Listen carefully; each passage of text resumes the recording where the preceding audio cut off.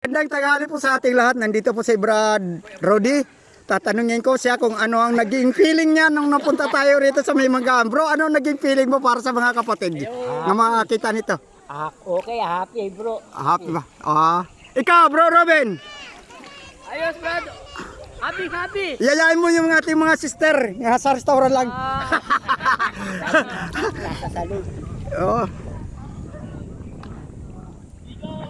Yan, no? Sister, mga brother, nandito po kami sa Manggaan po. Yan. Ikaw, Bro Brome, ano masasabi mo? Bilang na kasama ka namin sa panahon na ito kasi Panahon ng hapon. bihira ka lang namin makasama eh. Ha?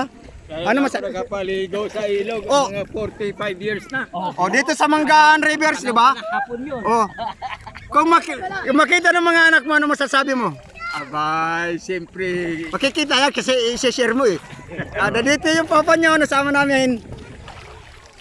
Yeah. Ito po. pero ang ilog sa amin may high tide, may low tide. Ayun, dagat kasi yung bro. Ikaw, bilog. Yan. O kayo, kaway kayo. Ayun. Mga bata, kaway mga bata. Mamaya-maya, nasa social media na po ito. Ay, sige po. Yeah. O, bye-bye po. Saga sa muli.